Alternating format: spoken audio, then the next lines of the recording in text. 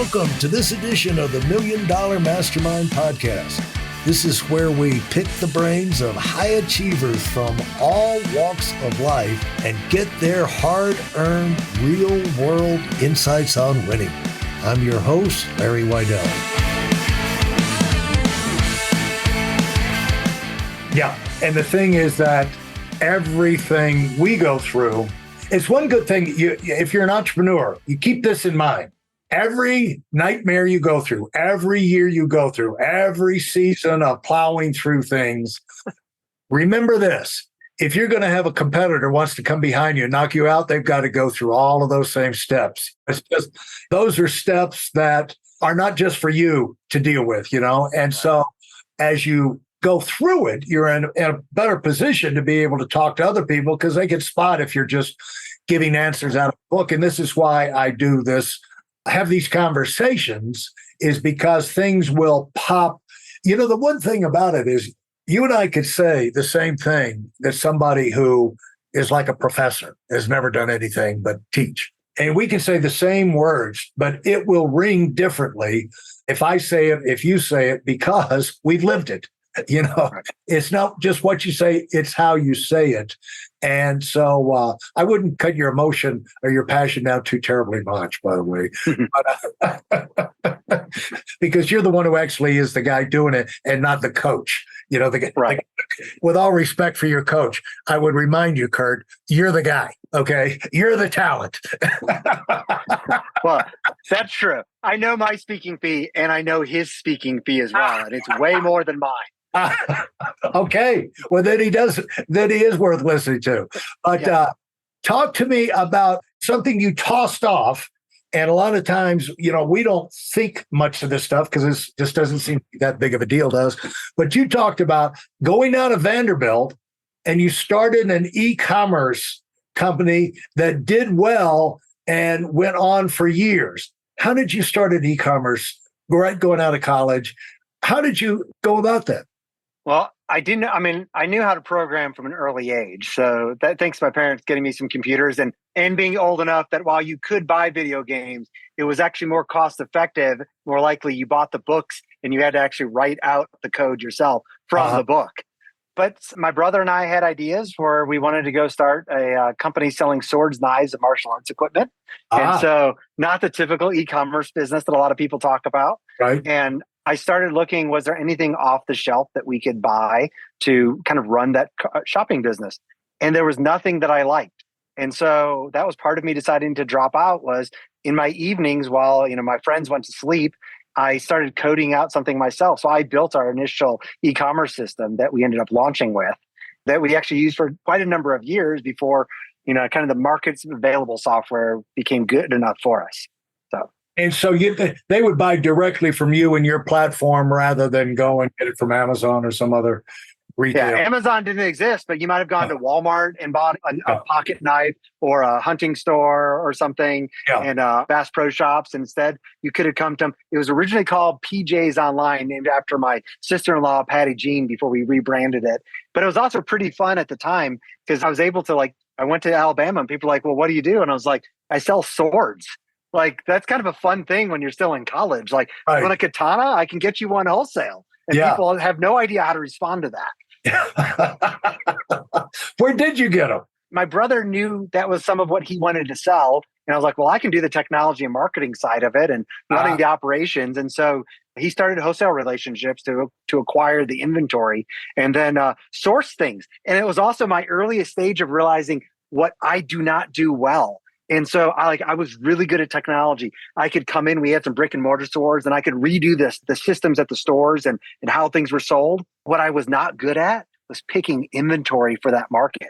My brother could pick inventory and I'd be like, there's no way this is going to sell.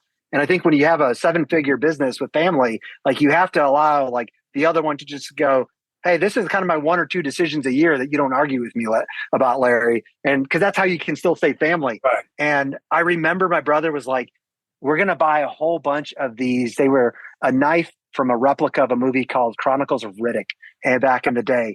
And I was like, this is stupid. Nobody's going to buy these. And he sold out of them in 60 days. And it was a big order too. And that was my decision. I was like, I am not good at buying retail inventory, at least for where that company was going. I was going to focus on what I did well. But all of that was me starting to figure out technology. And now I realize I'm good at scaling. It wasn't until I got to that company we mentioned, Navtech, and I stumbled into what basically ended up being a management consulting job. I mean, you think about, this was mapping and spatial data. Google Maps is everywhere now. Yeah. This company is still bigger than Google Maps are globally. And think about all the companies that this was like from 2000 to about 2010. That was when car navigation systems were just starting. Cell phones didn't really start from a data perspective. And so I would walk out of a meeting with Siemens VDO, and that makes the navigation system for Lexus, walk into FedEx Logistics, and then walk into Microsoft Video Games. And like, then when things kind of started to put together, because I had people that just poured into me and told me, they gave me advice when I didn't deserve to get their advice. Well, let's talk about building and running. One of these bullet points they have, that you've built and run businesses from startup and to as much as over 500 million annual revenue. Now, we both know most new businesses belly flop, and usually they run out of money before they get traction or able to ramp up and get, basically plane gets off the ground. You know, they hit the trees at the end of the runway, or they're able to clear it and survive. And when you started you had to learn something about marketing when you were starting the sword business of all things. Yep. And before there wasn't a whole lot of online sales and things like that. So we can all remember back to when they said, will people actually buy Christmas presents online? Right. and now there's almost no reason to have retail stores, not entirely, but it's flipped. And so you're back there. You've got a platform. Nobody knows about it. You got swords. You're all fired up about it. I guess you got some inventory, or you got your suppliers already. How did you get the word out that you had something unique? Where did you go for marketing back then? There's not to devalue the people that come up with the brand idea. The message is hard work to do. But back then, and more so today, it is about testing things, testing a bunch of different marketing messages, seeing what works, and then just doubling down. And so I remember early on, I had a good friend of mine named Matt Klink, and he and I were kind of the marketing department at the time. And so we probably had a few too many beers, and we just started making up good ideas, bad ideas. We didn't know which ones were which. And it was like, well, how much money do we have to test? And so there was some online advertising, banner ads were getting started.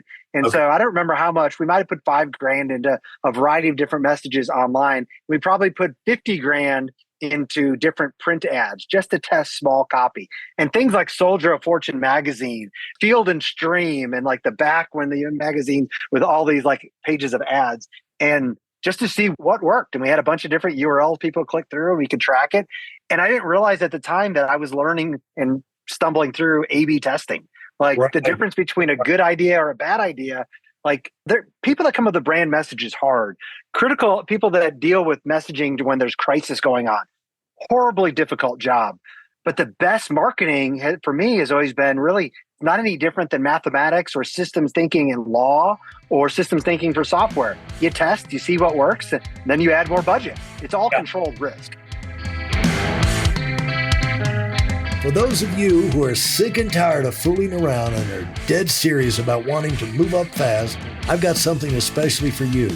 I've combined the best insights from over 40 years in business and making $70 million in income and compressed them into a free webinar. That's right, it's a free resource.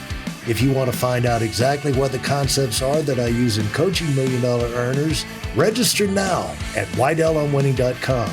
You'll discover the 5-part framework used by so many to reach their financial, personal, and professional goals. You can find that link in this episode's show notes. Yeah, all controlled risk, and there's no escape. And the thing is, it's like investing in the stock market. No one's going to come up with a formula that works all the time. And they can come up with formulas that work when the market is exactly like this and the planets are in alignment. And that software program you've got that you're teaching thousands of people, then it will work this Forex or whatever. They got all these names, but you've got to get in and try it and respond to the real world. Reality is the greatest teacher, isn't it? Right. Absolutely. And I didn't realize at the time we were testing marketing, and then just by nature, like in that business, and I do this much more in software industries now, there's a place where you sell features and value in the product. But I stumbled onto, before there was a name for it, I stumbled into influencer marketing. I ended up building an influencer marketing platform later, but it's like, there comes a place where like you do banner ads and you do click-through ads, but there comes a place where it's like, do you want to sell the camping knife and hatchet that somebody uses going out in the woods? Or do you want to tell the story of the people who were using that when they went out with their sons and daughters for the weekend and it was a memorable event? We started telling those stories, and we went from selling a little to selling a lot, because we didn't realize back in the day, like this was before Facebook and everything, but we would share that story and we would send out an email to past customers. And the people that we told their stories went and told 100 of their friends. Wow. Like, they're talking about my story when I went camping with my daughter last weekend. And I was like, and then we would watch sales go up. And we're like, well, we should do more of that. What other stories do we have from people? Right. And how would you describe an influencer platform? Well, from an influencer platform, they come in many different phases. So a lot of people think about influencers and they think about celebrities. Can I get Kevin Costner or Kim Kardashian to talk about my product? And they're influencers, but for me, that's not any real different than advertising. Like, does Kim Kardashian actually care about a product that she's talking about? Somebody's paying her to do that. Now, it's different if maybe they've made their own product. For me, like, and there are places where you have a celebrity and you luck out and they just love your product. They just talk about, this is the best coffee mug I've ever had. For me, in what we built was to go out that long tail. In marketing and advertising, people often look for, hey, you don't want to rank for real estate. You want to rank for luxury cabins in Blairsville, Georgia. That's a long tail phrase. And so I went through and I was like, how do I find the people that, like my Aunt Bobby, she lives in a small town in North Alabama. She has 200 friends on Facebook. Well, when she talks about a product or a restaurant, it may not be as big of an audience, but the impact, the influence she has over friends and family is so much stronger. And so we were like, how do we find people like my aunt, or people that maybe even have 50,000 friends on different platforms? And how do we engage them for products they already love to help them share messaging for things that they already love and maybe are fans? So one of the things we did was, hey, give me your email list, Larry, and I'll run it against some software that lets me go and find everybody's social media platforms.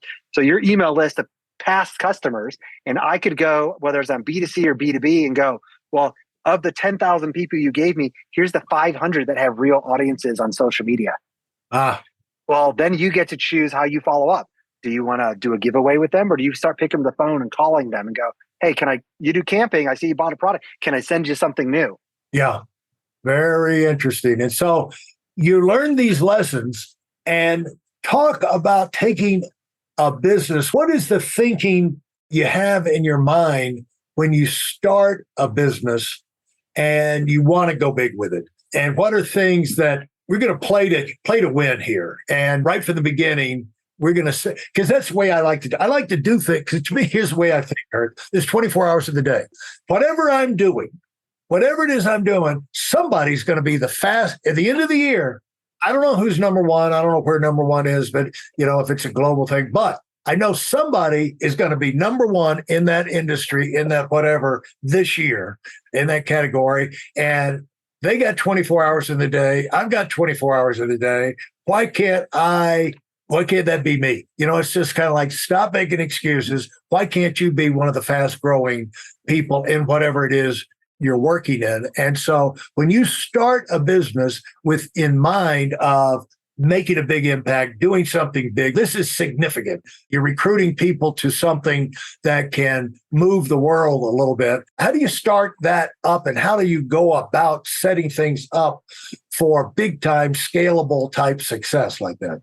Yeah, I think when you're starting, or if you have something that's already running and it's a $50 or $100 million company, it does come down to hiring. And too many people, they end up hiring for the pure skills that they're looking for right then. and they're missing hiring for, they say they're hiring for culture. What they usually mean is they're hiring for people that they'd want to go have dinner with, that they want to be friends with. I hire for culture, but I don't actually care whether or not the people I hire, would we be friends after hours? What I'm looking for is, do they have cultural attributes that I don't want everyone to hear? Do you work well with people, Larry? What I want to see, I want to hear from you, and I want to hear stories that says, here's how I show up. Here's things that you would see who I am culturally by my actions. And so I think, especially early on, or if you're a $50 million company, how do I become a $500 million company? You need to hire people that have a bias towards action.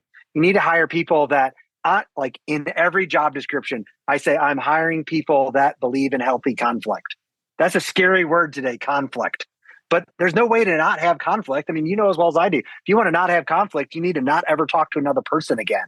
If we try figuring out where we want to go to dinner, well, we can either talk about it before we get on the road, or if you really want Italian and I really want barbecue, well, we can wait till we get in the parking lot of one of our places and then be like, well, why are we here? Like, that's maybe not healthy conflict.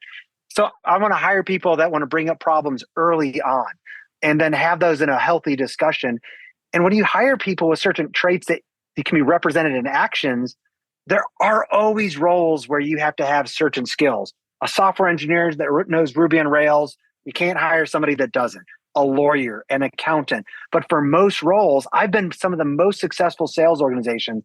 I hire somebody who was a former CTO and I put them in a sales role because they show up, they know how to lead people. And so I'm looking for good athletes much more than specific roles at the time. Because especially early on, you're going to have to do a lot of things. And I'm not looking for people to just show up for 40 or 45 hours a week. I'm wanting people to show up to war with me. Yeah. And so when you start a company, you don't hire 30, 40, 50 people all at once. One of the things about creating a really solid culture is you grow your team organically. And that means you're starting small and then adding people to the mix.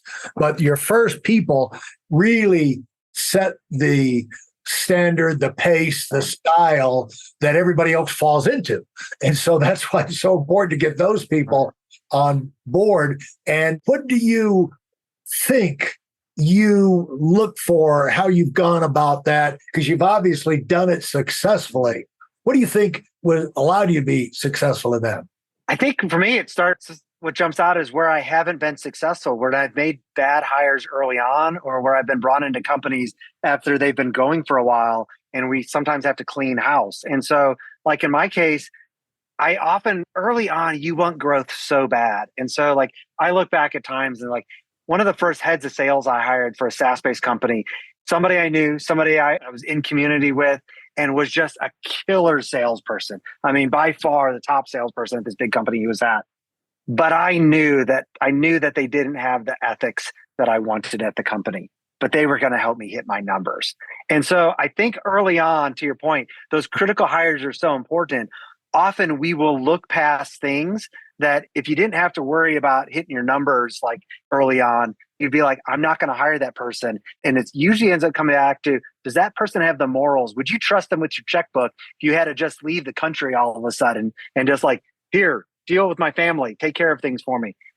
And I look back at my own decisions and it's less of, I think if you have the right people with the right moral ethic, you will find success in there, or they will self-select out. When you're very clear about what needs to be done, they will tell you if they're the right person or the wrong person to stay in the seat that they're in.